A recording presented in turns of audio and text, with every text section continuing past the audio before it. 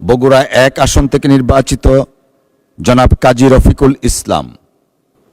জনাব কাজী রফিকুল ইসলাম। মাননীয় স্পিকার, আপনাকে অসংখ্য ধন্যবাদ। আমি 71 বিতে মাননীয় স্বাস্থ্য পরিকল্পনা মন্ত্রীর দৃষ্টি আকর্ষণ করেছি। মাননীয় স্পিকার, আজকের এই মহান সংসদে দ্বিতীয়বারের মতো আমাকে জনগণ অনেক ভোটের ব্যবধানে পাঠিয়েছে। আমি মহান আল্লাহ তাআলার শুকরিয়া জ্ঞাপন করছি এবং আজকের এই সংসদ নেতা এবং মাননীয় প্রধানমন্ত্রীর প্রতি কৃতজ্ঞতা জ্ঞাপন করছি এবং আমার এলাকার মানুষের পক্ষ থেকে ধন্যবাদ জানাচ্ছি।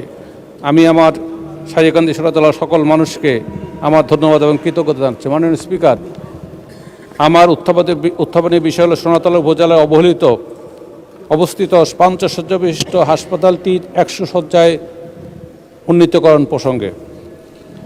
মাননীয় স্পিকার, আমাদের এই সোনাতলা উপজেলার এই হাসপাতালটির ভিত্তিপ্রস্তর এবং উদ্বোধন দুইটাই আজকের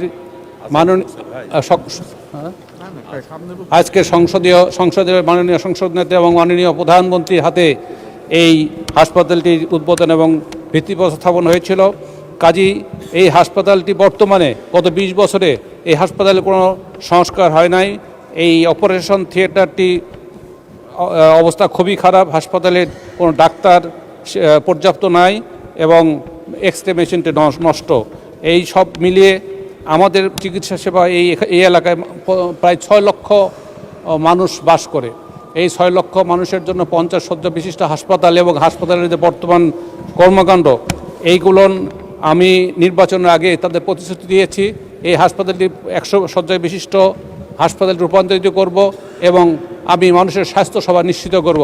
মাননীয় স্পিকার, আপনার মাধ্যমে আমি স্বাস্থ্যমন্ত্রীর ধন্যবাদ মাননীয় সদস্য।